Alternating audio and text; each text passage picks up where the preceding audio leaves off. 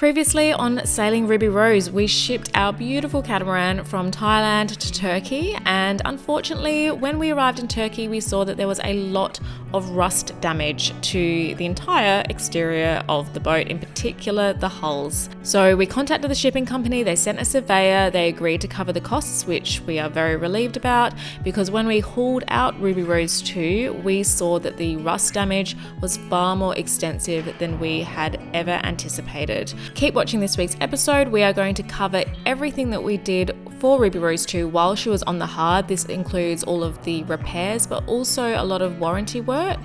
And then we pop her back in the water and we prepare her for our continuing sailing adventures in the Mediterranean. And we also have an exciting announcement coming up in this episode. I'm going to talk about that a little bit later, but for now, let's chat to Nick about everything we did while Ruby Rose 2 was in the boatyard. Welcome back, Ruby Roses. It is about 7 a.m. on a beautiful Turkish morning. We've been up for a while now, just because we're out on the hard and we can't, and boo-hoo, run our air conditioning when we're out, so we get up early when it's still cool. And the boat goes back in. She goes back in a few hours, but with the ability for us to walk through, there's a couple of features that they have made, a couple of changes, and I want to walk you through those under the boat. So follow me and we'll have a little look and I'll show you everything that's going on and that has gone on here. First point, anchor box. Now, there was some damage to our anchor box, basically caused by the fact that, this is a really good example, I'm trying to drop this on my foot. I'm going to use this trolley as an example. This could go one of two ways. Watch yourself. Yes, this ain't going to work. You can demonstrate. You can demonstrate. So basically, the way that catamarans sit when you anchor, they always seem to turn sideways. You drop all the chain and then they blow sideways. The wind catches you on the beam and pushes you back. So the point is that means that the chain invariably always ends up being to port or starboard, and the anchor box gets caught on it. Now initially we noticed that there was some damage, and what happened is they put this steel frame around the interior just to stop it from bending, but then we also found out that it would still bend, so they've now put some stainless steel around the outside just to hold it all in place and do less damage. So that's the first point. Is it meant to be on the outside, the stainless steel plates? The plates are meant to be on the outside. It's just to stop it bending, because it cracks the fiberglass. Oh, I see. Okay. It's to really strengthen the fiberglass. The other thing I want to notice is that actually all the rust has been taken off of these bolts. There was a discussion about them. People are like, why is everything so rusty? Stainless steel does rust. So everything has been treated. 7-star thus far have agreed to pay for the repairs, and 7 stars, as I've mentioned, 7 stars loss adjuster came down last week to discuss all this. So last week 7-star came around and said, look, you need to have this work done, and actually all this rust is now gone. So that all the rust is gone, and it just got everywhere, didn't it? It was like it's like shit on a blanket. It's stuck everywhere. So the underside's been done. A couple of other points that we've added one layer of anti-foul. Our season will be over in the next couple of 3 months because it's the Mediterranean. Hull's been cleaned, scraped, polished. The propellers cleaned, scraped, polished. But it's interesting that actually, you come under here, these gories, they need to be covered they need to be painted with a special paint. But I was talking to the the guy here, and he was saying, look, there's no point, just wait till you come back and next season we'll do it here. Also interesting to know that there's almost nothing left of our anodes. They're almost destroyed, and I don't have any spares, but at the moment we will be back. We'll be out of the water in a few months, and this is normally caused by marinas being plugged into marinas. It's been in marinas for a long time. In marinas in Thailand getting work done, so the anodes are essentially non-functional now. In addition to that, everything else is just being cleaned. There will be more cleaning to do throughout the season, but so far we're pretty happy with everything that's happened. We've had to buy some more fenders because Seawind's fenders are the size of teenage children, and actually literally between the width of this boat and the width of the dock there is only 20 centimeters each side, which essentially meant that our fenders, which are 40 centimeters, would not fit. So these are new ones. These are new fenders. Not quite as many fenders as we had in France. I think it was 26 at one point. So everything now, we're kind of like almost there, right? Yeah. Yeah, for almost sure. there. A couple of other points that we've added, and Mythat has been really kind with that. The console on our dinghy flooded, and actually we didn't know that it was flooded, and I don't even know how it got flooded, but it's actually the box where the battery sits. So he's given us a battery powered alarm which is water activated, so if it gets wet in there, an alarm goes off and we'll know to change it again, to get in there and clean it out. But yeah, do we want to go and look on deck and see everything that's happened? Yes.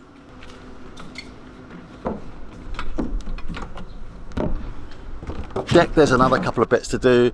We have to swap out our main halyard today, or no, our main sheet today. It's chafed through, and they tried to put an eye splice in, but trying to splice an old line is impossible. So we just opted to rip the whole thing out and start again.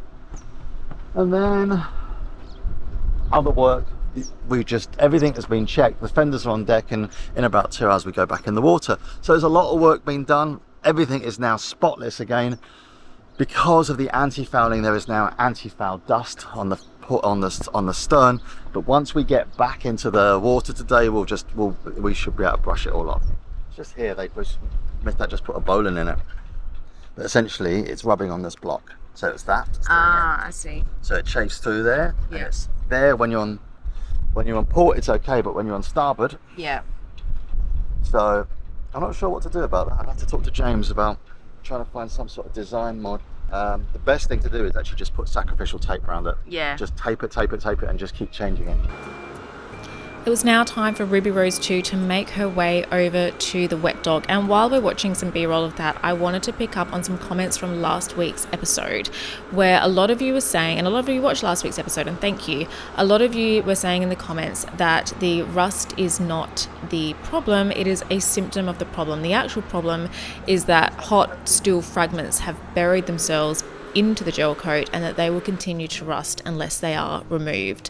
So this particular episode was filmed a couple of months ago, as I think a couple of you also picked up, and there has been developments since, which we don't really talk about in future episodes, but we are going to be talking about in our Substack. So we have launched a Substack. I am so excited about this. We are going to be covering every single topic under the sun if it has to do with sailing, boating, boat life, living on a boat. There's going to be lots of lifestyle content, lots of technical content, and I think you guys are going to absolutely love it.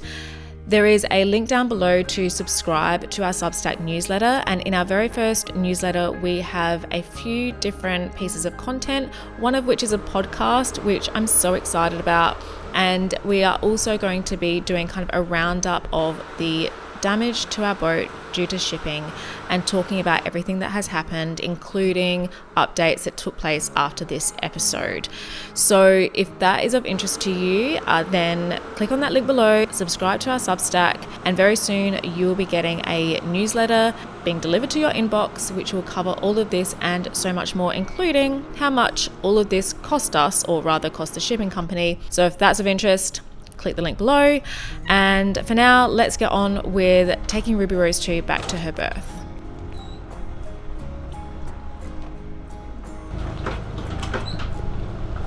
One of you will have to take this line, yeah. That's the port starboard side, Yeah.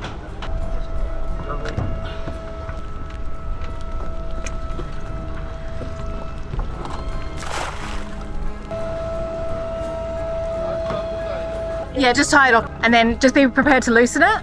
We've still got about 1.5 meters, and you need to, I don't know yet, you need to take the port side as well.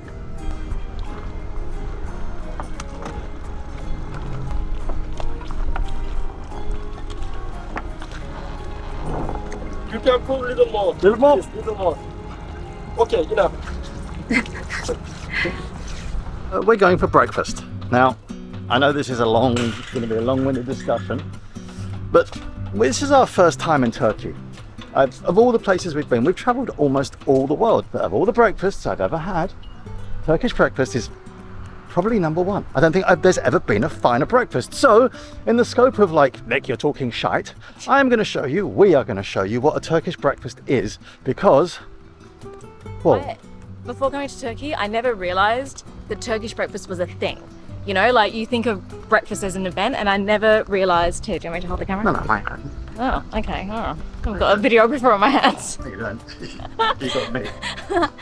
I never realised the importance of breakfast to the Turkish culture. So the other thing is, like, from the point of view of ordering breakfast, you just say breakfast. And all they say is eggs. How do you want your eggs? So fried eggs with sausage. So yes, it's we've been here before. It's super cheap. It's about, what's that, about $10 a head, $9 a head. So yeah, $9 a head, like, for everything. And that's actually probably about the right price now. Like, it's the price for the area, which is actually not the cheapest, but it's good. So anyway, we'll show you Turkish breakfast, but I promise you it's one of the best breakfasts you're ever going to find. You're about to have massive food envy. I just wanted to pre-warn all of you. And also, frankly, I'm videoing this so that I can rewatch it and like get excited about the breakfast again.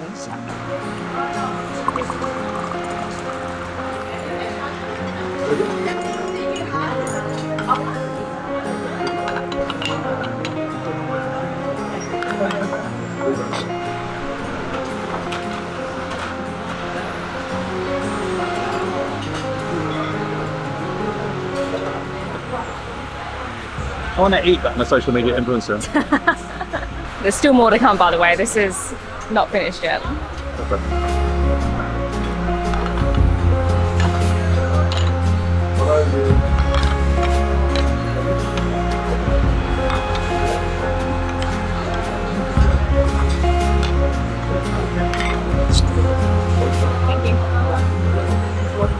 Okay, we're going to start with a salad. We have cheeses, lots of different cheeses.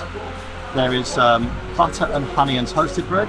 This is a very delicious carrot and cheese mix. It sounds as if it won't work, but it will. A pesto paste, an almond paste, akin to like, it's a bit like marzipan, tomato paste.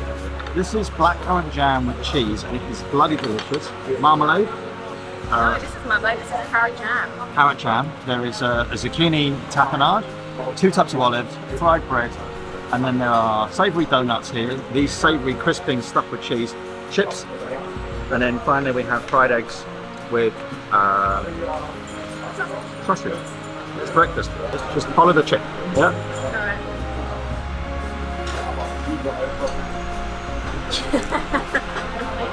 At the end of the season, you get more Turkish breakfast. Well, that was extremely satisfying. I'm just digesting my massive breakfast with a cup of very delicious Turkish tea. Hope you guys don't have too much FOMO. One of the many things we love about Turkey is their breakfasts and their food, but that's just the tip of the iceberg. We are absolutely loving being here. So if you're enjoying these episodes, then please consider subscribing to our channel. We've got a lot more videos coming up of us exploring Turkey and Greece by boat, as not just looking at the sailing side of things, but also exploring the local cultures as well. And I hope you enjoyed this episode. So yeah, subscribe and comment down below, and we'll see you next week. Take care.